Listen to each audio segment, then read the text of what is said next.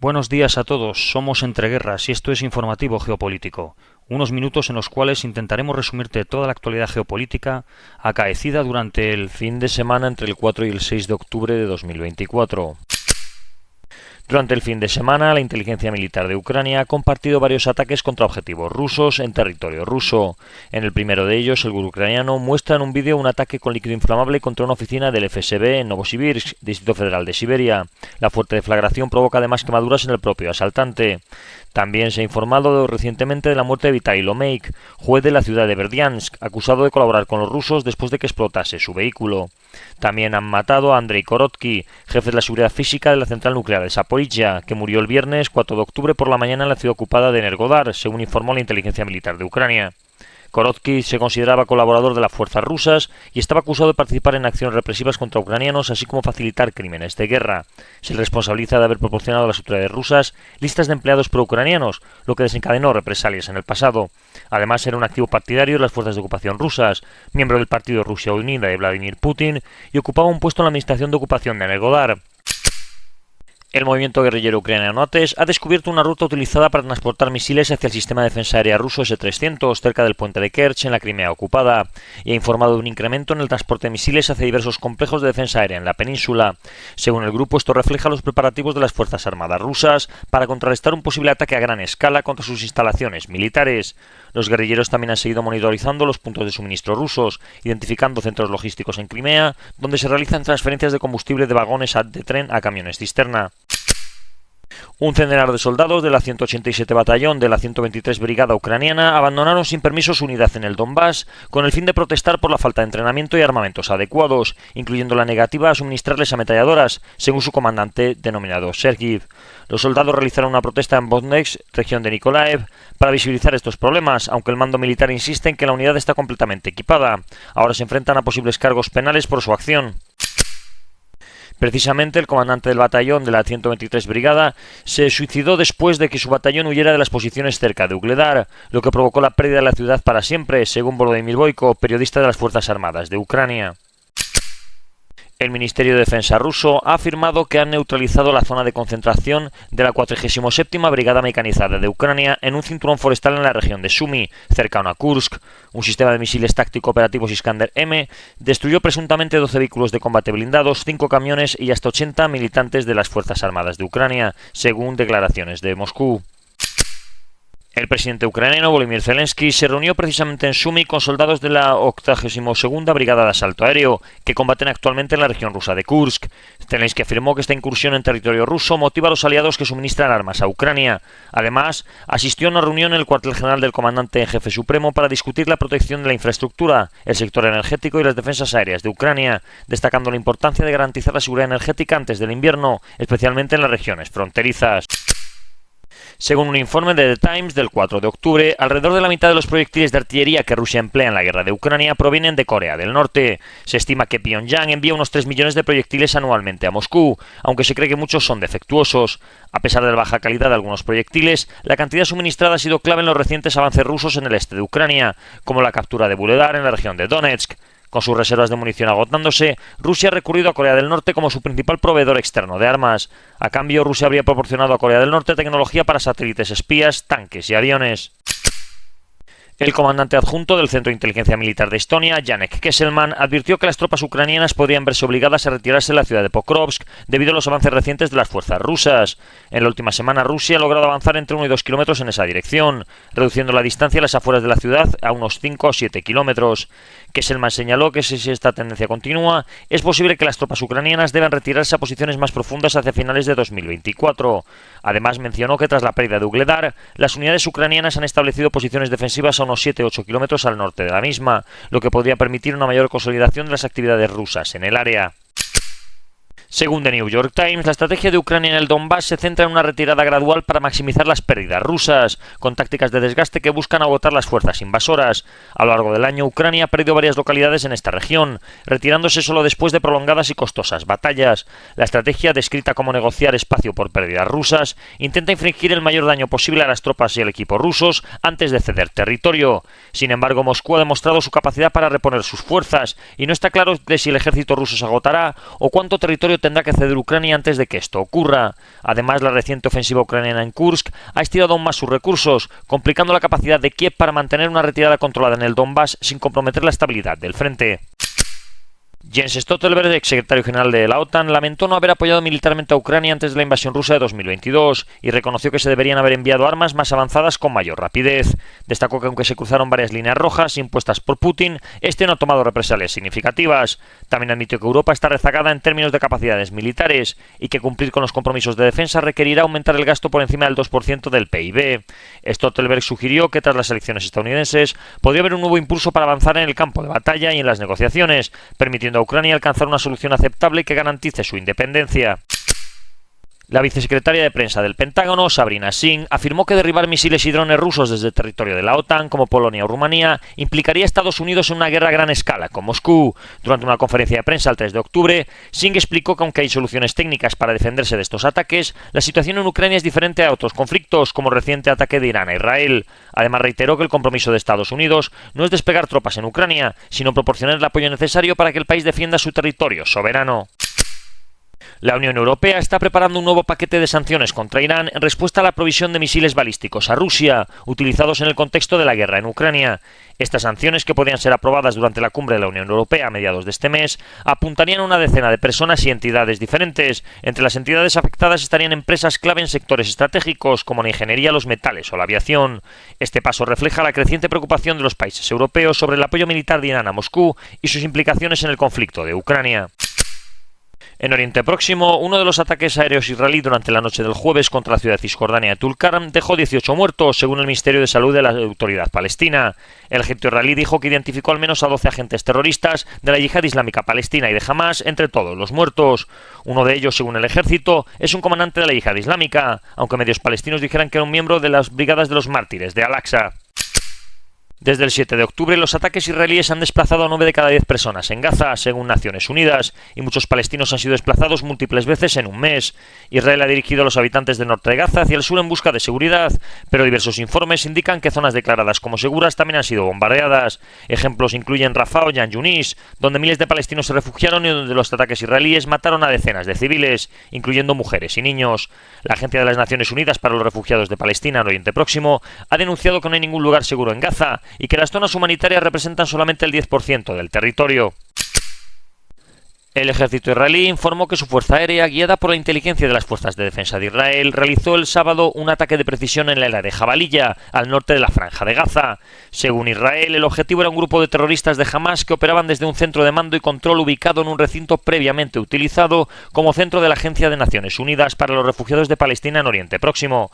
Según las fuerzas de defensa israelíes, ese centro era empleado por Hamas para planificar y ejecutar ataques terroristas contra Israel y sus tropas. Precisamente al día siguiente, las fuerzas de defensa israelíes han anunciado el inicio de una nueva operación en la zona de Jabalilla para destruir la infraestructura de Hamas allí presente. Aseguran haber cercado el lugar y estar operando en la zona tras decenas de bombardeos previos al avance por tierra. Debido a que el ejército israelí espera que se puedan llevar a cabo ataques con cohetes de largo alcance o de otro tipo desde la franja de Gaza, han reforzado sus fuerzas en la frontera de todo el enclave palestino, así como en el corredor Netzarim. Según fuentes militares, Hamas podría todavía llevar a cabo ataques con cohetes contra Israel pese a las bajas sufridas durante el último año. El Ministerio de Interior de Gaza ha instado a los civiles palestinos en el norte de Gaza a ignorar las órdenes de evacuación emitidas por Israel y a no trasladarse al sur. En un comunicado, el ministerio calificó de mentiras las afirmaciones israelíes sobre la existencia de zonas seguras en el sur de Gaza, argumentando que Israel comete crímenes y masacres en todas las áreas del enclave. El ministerio hizo un llamamiento para que los residentes del norte permanezcan en sus hogares y no cedan ante las amenazas israelíes. Después del ataque iraní de la pasada semana, se contabilizaron al menos 32 impactos de misiles en la base aérea israelí de Nevatim. Esto reflejaría que el ataque iraní pudo abrumar con cierta facilidad las defensas aéreas israelíes en algunas zonas, que no pudieron derribar, por ejemplo, misiles balísticos que impactaron directamente o cerca de zonas sensibles como los hangares. Al respecto de esto, el portavoz del ejército israelí reconoció que varios misiles balísticos habrían alcanzado las bases aéreas de Nevatim y Tel Nov, aunque dijo que no alcanzaron aviones y no perjudicaron la competencia de la fuerza aérea. También amenazó con que responderán al ataque con el método, el lugar y el momento que elijamos, de acuerdo con el escalón político. Por su parte, el ministro de Defensa de Israel afirmó que a pesar de los intentos iraníes de dañar a la fuerza aérea israelí, no se ha visto afectada, asegurando que ningún avión fue dañado ni ningún escuadrón ha quedado fuera de servicio. Además, advirtió que cualquier intento de disuadir a Israel de actuar será en vano, aludiendo a las operaciones en Gaza y Beirut como prueba de la fuerza defensiva y ofensiva de Israel. Afirmó que Israel actuará de manera decidida en el momento y lugar que elija, según un plan estratégico y no meramente con declaraciones. El domingo, la ministra de Transporte de Israel dijo que las familias de los terroristas deberían ser deportadas tras los informes de un ataque a tiros en la estación central de autobuses de Beersheba, que se ha saldado con 8 muertos. El Comité de Asuntos Exteriores y Defensa del Parlamento israelí ha aprobado 2 proyectos de ley que buscan restringir las actividades de la Agencia de las Naciones Unidas para los refugiados de Palestina en Oriente Próximo. El primer proyecto, impulsado por la diputada Yulia Malinovsky, del partido Yisrael Beitenu, prohibirá cualquier contacto entre las autoridades israelíes y este organismo a partir de mañana. El segundo proyecto, resultado de la fusión de varias propuestas, revocará un acuerdo de 1967 que permitiría al organismo operar en territorio israelí. Malinovsky ha pedido a la coalición y a la oposición que se unan para aprobar rápidamente la ley y poner fin a la presencia de este comité en Israel. Durante todo el fin de semana se han producido intensos bombardeos israelíes sobre territorio libanés y la propia capital Beirut, dejando numerosos muertos. Fuentes libanesas, de hecho, informaron el viernes que fueron asesinados 11 paramédicos en ataques en el sur del Líbano. Los diversos ataques israelíes han tenido como objetivo lugares de concentración de armas de Hezbollah, así como túneles subterráneos o objetivos concretos, como Mohamed Hussein al-Lawis, una autoridad ejecutiva de Hamas que se encontraba en el Líbano y que supuestamente dirigió ataques terroristas en Cisjordania y que fue eliminado en un ataque aéreo israelí el sábado en el valle de la Bekaa. Autoridades libanesas han informado que han muerto 2.034 personas y 9.653 han sido heridas en el país desde que comenzó la guerra el año pasado. También han informado que el ejército israelí ha demolido la mezquita de Yarun, en el sur del Líbano. Por su parte, el ejército israelí ha dicho que desde que comenzaron la invasión del Líbano han matado a 400 operativos de Hezbollah. Según el jefe del Estado Mayor israelí, debemos seguir ejerciendo presión sobre Hezbollah y causarle daños adicionales y duraderos al enemigo, sin alivio y sin permitirle un respiro a la organización. Por su parte, el jefe de Mando Norte dijo que el sur del Líbano, que esta operación es un paso significativo hacia el retorno seguro de los residentes del norte a sus hogares. Y los ataques israelíes han continuado, pidiendo el domingo a los civiles libaneses de 25 pueblos del sur del Líbano que evacúen de inmediato y se dirijan al norte del río Awali. El ejército israelí ha informado que actualmente está llevando a cabo operaciones en un bastión de Hezbollah en el sur del país, donde afirman haber eliminado a decenas de combatientes y localizado grandes arsenales de armas. Durante las incursiones desmantelaron un sistema de túneles subterráneos que servía como base de operaciones para Hezbollah. En uno de los depósitos descubiertos se encontraron cohetes antitanque, armas de fuego, municiones y equipamiento militar, incluyendo uniformes de las fuerzas especiales Radwan de Hezbollah. Mientras tanto, las fuerzas de Naciones Unidas hablan de preocupación debido a los actos israelíes y de una evolución extremadamente peligrosa de la situación que compromete la seguridad de las fuerzas de paz de la ONU. Un ataque con dron contra una base militar israelí en los Altos de Golán ocupados dejaría 2 soldados muertos y más de 20 heridos. El ataque se produjo en la madrugada del pasado jueves y el dron provenía de territorio iraquí. El ejército israelí ha anunciado que está planeando una respuesta para el ataque con misiles balísticos de Irán, teniendo como objetivos desde refinerías petrolíferas hasta el Palacio Presidencial de iraní, pasando por las instalaciones nucleares del país. Funcionarios estadounidenses confirmaron que el ejército de Estados Unidos y Gran Bretaña atacaron el viernes más de una decena de objetivos hutíes en Yemen, como sistemas de armas, bases y otros equipos. Los aviones de combate y buques de guerra bombardearon bastiones hutíes en aproximadamente 5 lugares, según estos funcionarios.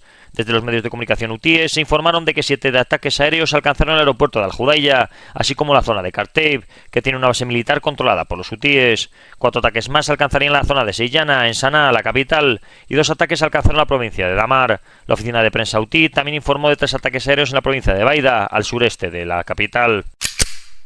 Según el medio Axios, citando a funcionarios estadounidenses, la administración de Biden estaría buscando aprovechar los recientes golpes significativos que Israel ha asestado en la infraestructura y liderazgo de Hezbollah para promover la elección de un nuevo presidente en el Líbano en los próximos días. Uno de los principales candidatos sería el general Joseph Aoun, comandante de las Fuerzas Armadas libanesas, que cuenta con el respaldo de Estados Unidos y Francia. Con la posibilidad de que Hezbollah esté en su momento más débil en años, especialmente si se confirmara la muerte de su líder Hassan Nasrallah, la administración Biden ve una oportunidad para reducir drásticamente la influencia de esta organización chií en el sistema político libanés. La idea sería impulsar un nuevo presidente que no esté vinculado a Hezbollah, algo que podría alterar significativamente el equilibrio político del país.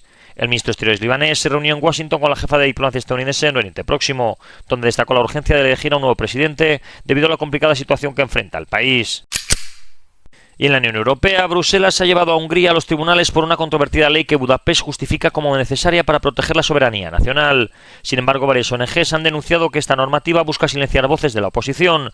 La ley aprobada en diciembre, bajo el liderazgo del primer ministro Viktor Orbán, creó la Oficina de Protección de la Soberanía, encargada de investigar a individuos y organizaciones sospechosos de actuar en contra de los intereses nacionales y recibir financiación extranjera. A pesar de las críticas de la Unión Europea y de organismos internacionales, el gobierno húngaro ha defendido la ley, mientras que la Comisión Europea sigue sosteniendo que las respuestas de Hungría no han sido satisfactorias, lo que ha llevado a este conflicto judicial. Estados Unidos también ha criticado la normativa, calificándola como un intento de acoso e intimidación hacia organizaciones independientes. En España, un avión de caza y ataque McDonnell Douglas F-18A Hornet del ala 12 del Ejército del Aire sufrió el viernes un accidente en la zona del municipio de Peralejos, en Teruel. El piloto de la aeronave siniestrada ha fallecido en el accidente. Según las fuentes oficiales, se trataría del teniente coronel Pablo Estrada Martín, con una amplia experiencia en el pilotaje de aeronaves. Descanse en paz. La llegada de migrantes irregulares a las Islas Canarias se ha multiplicado, superando las 39.900 personas en 2023. El Hierro, en lo que va de año, ha recibido un número de inmigrantes superior a la propia población local. El barómetro de septiembre del Centro de Investigaciones Sociológicas español revela que un 30,4% de la población española percibe ya la inmigración como uno de los 3 problemas más importantes del país. El viceministro ruso de Asuntos Exteriores, Sergei Ryabkov, advirtió que si Estados Unidos considera la posibilidad de reanudar los ensayos nucleares, Rusia tomará medidas inmediatas en respuesta. Ryabkov justificó la decisión de Rusia en noviembre de 2023 de retirar la ratificación del Tratado de Prohibición Completa de los Ensayos Nucleares, señalando que después de esperar 23 años, su paciencia se ha agotado. Sin embargo, declaró que el retiro de la ratificación no implica la salida completa del tratado, ya que Rusia sigue actuando conforme a su espíritu y letra, dependiendo de la política que adopten Estados Unidos y sus aliados. En Asia, según el médico norteamericano Popular Mechanics, informes recientes sugerirían que la Armada china se está preparando para una posible invasión de Taiwán en 2027. En respuesta, la Armada estadounidense ha intensificado la preparación de su fuerza de batalla, la cual no ha participado en combates significativos en décadas. Aunque la inteligencia de Estados Unidos no ha confirmado los planes definitivos de China para este ataque, se ha observado que la Armada del Ejército Popular de Liberación chino está reuniendo los recursos necesarios para llevarlo a cabo. A pesar del poder naval de China, Estados Unidos contaría con aliados clave en la región, que aportarían barcos, bases y apoyo logístico en caso de una guerra en el Pacífico. Por otro lado, China solamente contaría con el apoyo de Rusia, cuya flota es obsoleta y carece de compatibilidad con los sistemas chinos, además de tener los puertos muy lejos de las zonas posibles del conflicto.